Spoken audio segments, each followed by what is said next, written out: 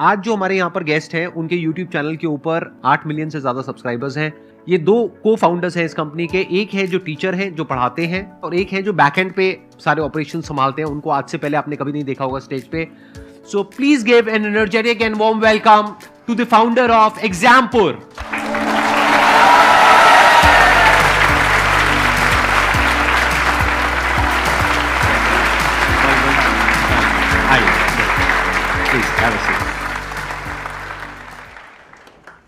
ऐसा लग रहा है कि जैसे सपना ऐसा कुछ सच हो गया हो, बिकॉज जब मैंने बीटेक की थी और जब बीटेक की शुरुआत की थी तो मैं थोड़ा सा गांव के इलाके से ज़्यादा था, तो हमें कुछ मतलब उतना होता नहीं था। तो फर्स्ट टाइम जब कोई मोटिवेशन वीडियो आप देखते हैं, कुछ यूट्यूब चलाना सीखते हैं, कुछ ऑनलाइन आते हैं, तो सबसे पहले आप ही को देखा जाना। अपना जो कॉलेज की लैब होती थी IT लैब, उसमें यही देखते रहते थे। वो एक ऑरा वाली फीलिंग आती है ना कि ऐसा हो जाए तो मजा आ जाएगा। तो लेकिन जब जैसे जैसे हम लोग आगे बढ़ते गए जर्नी में, चीजें देखी कि कैसे होती हैं, काफी कुछ इंस्पिरेशन भी मिलती रही उस साइड से, आपकी तरफ से। आज तो आप बहुत अच्छा कर रहे हैं, आई मस्ट से दैट, क्योंकि मैंने थोड़ा रिसर्च किया आपकी कंपनी के ऊपर। आज आई थिंक आपकी कंपनी में 600 से ज्यादा एम्प्लॉइज हैं, if I am not wrong. Yes. तो आपने अपने करियर की शुरुआत कब करी? मेरी जर्नी थोड़ी सी रोलर कोस्टर रही है। हाँ, मैं वही जानना चाहता हूँ थोड़ा सा एक बार आपकी जर्नी के बारे में। मेरे फादर गवर्नमेंट जॉब में थे, आर्मी में थे, तो मैंने सोचा पहले मैं गवर्नमेंट जॉब निकालूंगा तब मेरी बात लोग सुनेंगे, ऐसे सुनने वाले नहीं है।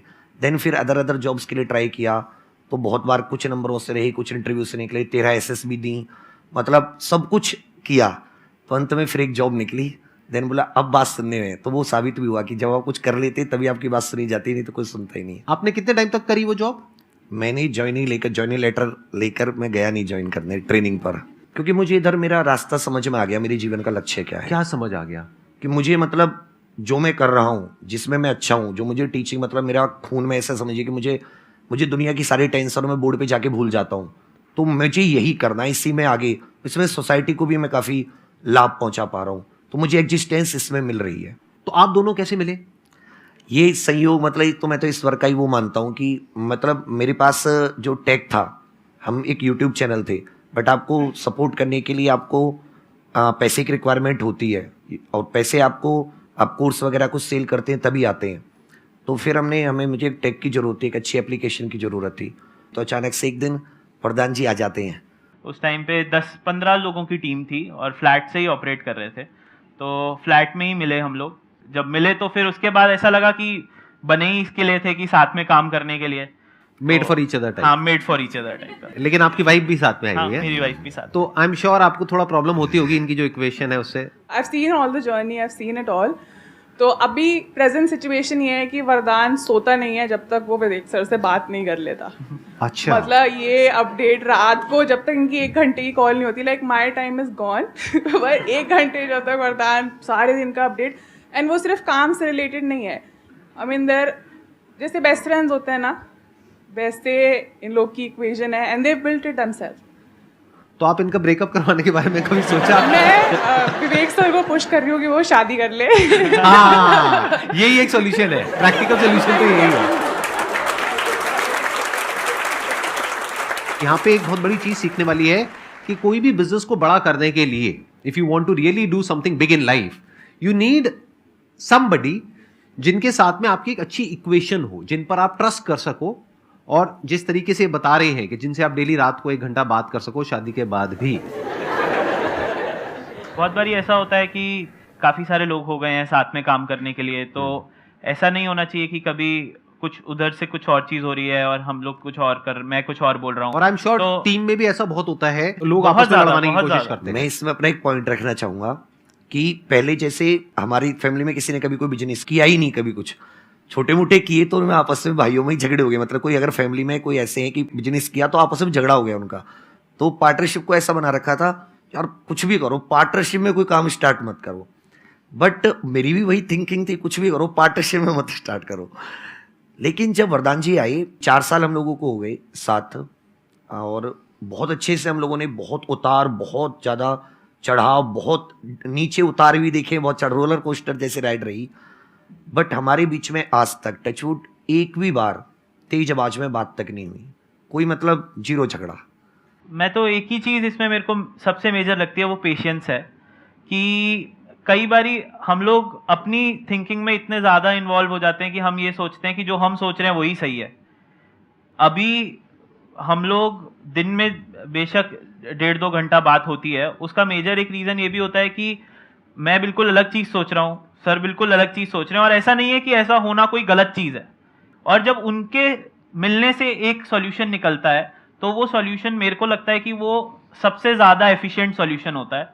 लेकिन उस डिस्कशन में ऑब्वियसली ये आपको ध्यान रखना होता है कि हम लोगों के लिए सिर्फ इस डिस्कशन के लिए ख़त्म नहीं हो जाएगी ज़िंदगी, इसके आगे भी बहुत बड़ी ज़िंदगी है। तो अगर साथ में रहेंगे तो बहुत कुछ अचीव कर पाएंगे। तो हम लोग हमेशा बोलते हैं कि 1 और 1 11 अगर हो सकता है तब तो 1+1 करने का फ़ायदा है। अगर 1+1 2 भी हो रहा है तो फिर कोई उसका इतना फ़ायदा नहीं होता। इसमें मेरा एक छोटा सा वो है कि एक तो कम्युनिकेशन गैप मत रखिए कभी भी। मीन्स आप गुस्सा है अपने पार्टनर से, आपको बहुत गुस्सा आ रहा है उसके किसी बात पे, आप बात कीजिए। सेकंड चीज, एकदम ब्लाइंड ट्रस्ट, मीन्स आपको ऑनेस्ट रहना पड़ेगा। और तीसरी चीज की, मान ले तो उन्होंने कोई डिसीजन लिया, अब आपको ये नहीं कि आप उस पर लग गए, और ये तो हो ही नहीं सकता। ये ओवर द टाइम आएगा कि आप उन्होंने कोई डिसीजन लिया और आपको उससे का कोई बहुत लॉस हुआ। जैसे मेरे साथ फर्स्ट टाइम क्या हुआ कि हम लोग 4-5 महीने काम करते हुए थे, काम अच्छा हो गया तो मैंने एक डिसीजन ले लिया कि भाई हम पूरे भारत में अब एडवर्टाइजमेंट देंगे अखबार में, न्यूज़पेपर में। वर्दा ने कहा ओके करेंगे। उसने पूरा एजेंसी से बात की, उसको पूरा पे कर दिया। जिस दिन वो निकलने वाला था उस दिन एक दिन पहले मेरा दिमाग बदल गया। मैंने अरे ये तो घाटे की चीज़ है, ये तो सही नहीं है, अभी हम लोग इतने बड़े नहीं हुए कि हम लोग इतना फैल जाएं, मैनेज कैसे हुआ, नेगेटिविटी आएगी अगर मैनेज नहीं हो पाया। मैंने कहा यार इसको रोको, बोले पैसे तो चले गए। तो वहां पे झगड़ा हो सकता था, वहां पे वरदान कहता है आपने इतना पैसे का लॉस करा दिया, उसने सपोर्ट किया। मींस तो उससे मुझे थोड़ा सा और मिला और अच्छा कॉन्फिडेंस आया। मेरा यहाँ पे ना एक क्वेश्चन है आप दोनों से कि जैसे यूजुअली क्या होता है बिजनेस में, जैसे 2 को फाउंडर्स होते हैं तो एक होता है जो बहुत ही ऑप्टिमिस्टिक होता है और दूसरा उसको थोड़ा सा रोकता है, लगाम लगाता है। तो आप में से कौन वो रोल प्ले करता है? हंस रहे हो, आपकी हंसी बहुत कुछ कह रही है। वैसे सर बहुत ज्यादा ग्रोथ ओरिएंटेड हैं। पहले मैं शायद थोड़ा ज्यादा रोकता था, लेकिन अब वो धीरे धीरे मैं अब वो भी करना बंद कर दिया। क्योंकि मैं एक छोटी सी स्टोरी बताता हूँ कि जिस टाइम पे हम लोग का एक चैनल जो मेन चैनल है जिसके अभी करीब 8.5-9 मिलियन सब्सक्राइबर्स हैं, हम लोगों ने डिसाइड किया हम एक और चैनल स्टार्ट करेंगे। ये सर का डिसीजन था कि हम एक और स्टार्ट करेंगे। हमें मेन चैनल काफ़ी अच्छा सब कुछ कर रहा था और लिटरली हमने स्टार्ट किए हुए तब 3 महीने हुए थे। तो मेरे को ये था कि क्या करना है यार, सब तो अच्छा है, क्यों। तो सर ने बोला नहीं हम लोग ना डिफेंस में आएंगे, हम डिफेंस के स्टूडेंट्स को भी पढ़ाना शुरू करेंगे। तो ये भी एक मूव बहुत स्ट्रांग था कि हमें एक और चैनल खोलना है जहाँ पे 0 सब्सक्राइबर बेस से हम दोबारा से शुरू करेंगे, जहाँ हमें कोई जानता नहीं होगा। अब वो चैनल भी अब करीब 1.3 मिलियन का हो गया है। तो उस टाइम पे वो सोचना कि अब हम डिफेंस के स्टूडेंट्स को भी पढ़ाना शुरू करेंगे, और वही है रीजन कि आज हम लोग ऑलमोस्ट 26 चैनल्स में डाइवर्सिफाई कर चुके हैं। और टोटल आपके कितने सब्सक्राइबर्स हैं अगर सारे चैनल्स को मिला लिया जाए तो? करीब अभी 16 मिलियन सब्सक्राइबर्स हैं। 16 मिलियन सब्सक्राइबर्स हैं यूट्यूब पे। First of all very thank you sir कि यहाँ पे मुझे बहुत कुछ सीखने के लिए मिला है। और मेरा क्वेश्चन सर से ये है कि सर जब आप अपनी इनिशियल स्टेजेस पे थे जस्ट टीचिंग के, तो जैसे कि आप खुद भी पढ़ रहे थे और किसी एग्ज़ाम की प्रिपरेशन भी कर रहे थे, तो बहुत सारे ऐसे बच्चे, जैसे मैं भी हूँ, मैं पढ़ाती भी हूँ और मैं कुछ कॉम्पिटिटिव एग्ज़ाम की प्रिपरेशन भी कर रही हूँ। तो कई बार क्या होता है कि हम एक बार में क्लियर नहीं करते उस चीज़ को, हमें 1-2 मतलब बहुत सारे अटैम्प्ट देने पड़ते हैं। तो उस टाइम में माइंड में एक थॉट चलता है कि हम तो इतनी बार फेल हो गए हैं, क्या पता हम अपने स्टूडेंट्स को उतना अच्छा दे पा रहे हैं कि नहीं। तो इस डीमोटिवेशन से कैसे खुद को टैकल करें? इसमें जैसे मैं बहुत बार फेल हुआ हूँ, इतनी बार फेल हुआ हूँ कि एक बार तो मेरे पूरे गांव में टैग लग गया था कि वो सबसे बड़ा फेलियर है, उसका कुछ नहीं होने वाला, कि वहाँ भी गया बीटेक भी की, ये भी किया, कुछ नहीं होने वाला। मैंने एक चीज़ देखी कि अगर आप लग गए किसी चीज़ से, अब आप उसे छोड़िए मत। 2007 से मैंने गवर्नमेंट एग्जाम्स के फॉर्म फिल करने शुरू किए, 10 क्लियर होने वाली थी तब से।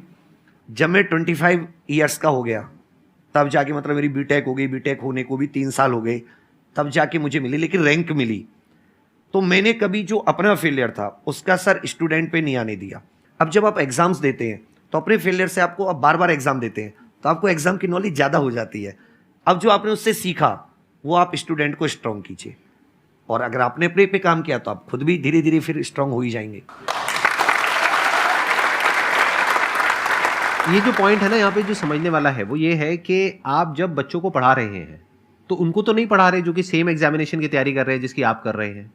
आप अगर खुद एक एग्जामिनेशन की तैयारी कर रहे हैं तो हो सकता है ऐसे बच्चों को पढ़ा रहे हैं जो आपसे 3 साल 4 साल 5 साल पीछे हैं।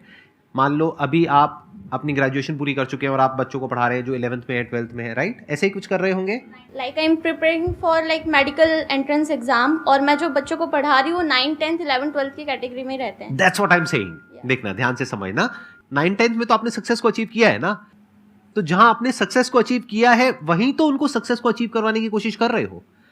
अभी आप मेडिकल की तैयारी कर रहे हो, दैट मीन्स आप अपनी 12th क्लियर कर चुके हो एंड आई एम श्योर आपने अच्छे मार्क्स से क्लियर करी होगी। मैं ठीक कह रहा हूं ना? Yes, sir. तो जब आपने अच्छे मार्क्स से क्लियर करी है तो आप कैपेबल हो उन लोगों को अच्छे से पढ़ाने में और उन लोगों की अच्छे से तैयारी करवाने में। तो कभी भी अपने आप को अंडर एस्टिमेट नहीं करना चाहिए।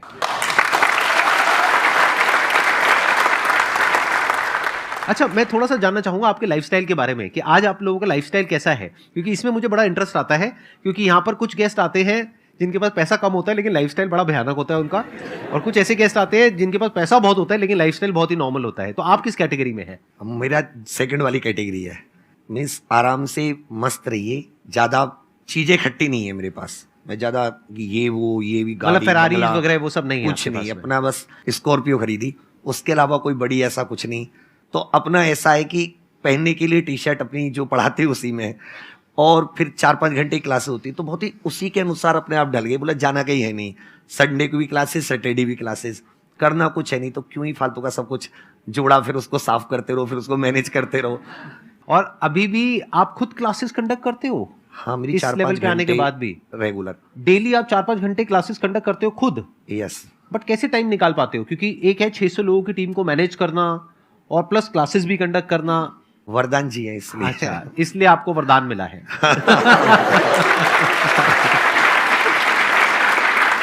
आप अपने लाइफस्टाइल के बारे में कुछ बताना चाहोगे कि मतलब आपका क्या लाइफस्टाइल है? आप किस चीज में बैठ के आ रहे हो इससे बहुत ज्यादा फर्क पड़ता नहीं है, लेकिन आप क्या सोचते हो इससे बहुत ज्यादा फर्क पड़ता है।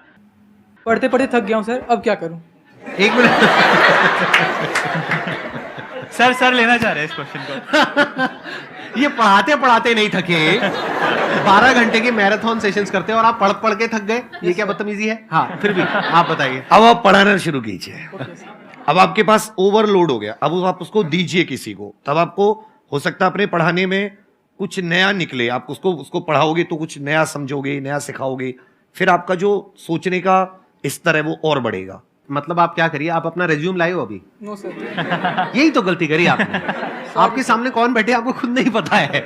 600 लोग काम करते हैं इनकी कंपनी में, अपना रिज्यूम ला करके देना चाहिए था कि सर मैं पढ़ते पढ़ते थक गया हूँ, अब मुझे पढ़ाना है।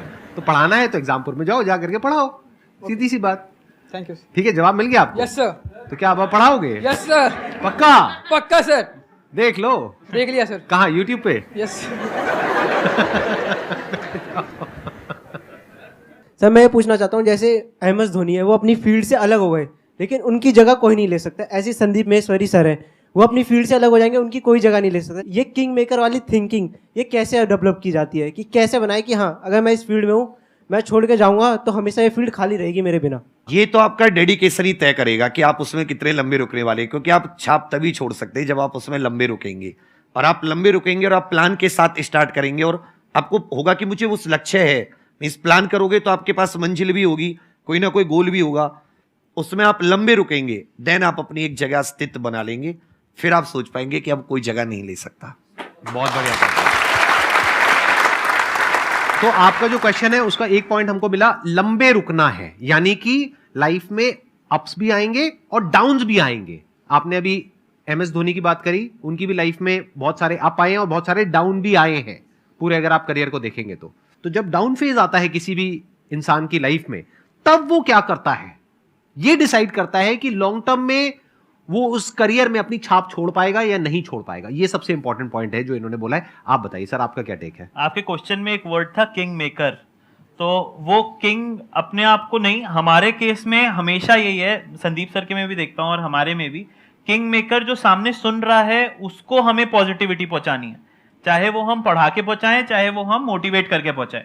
तो वो जब हम पॉजिटिविटी पहुंचा पाते हो ना आप, तो आप अपने आप ही अपनी फील्ड में छाप छोड़ जाते हो। लेकिन वो हो सकता है कभी एक ही जने तक पहुंच रही हो, कभी हो सकता है 2.5 करोड़ लोगों तक पहुंच रही हो। बहुत बढ़िया। जब किसी काम को आप बहुत ही एक्स्ट्रा ऑर्डिनरी तरीके से करते हो और एक अच्छी नीयत के साथ में करते हो, ये दोनों चीजें जब जा करके मिल जाती है तो हिस्ट्री क्रिएट होती है, तो कुछ कमाल का होता है। Thank you so much for coming. It means a lot to me and to everybody here.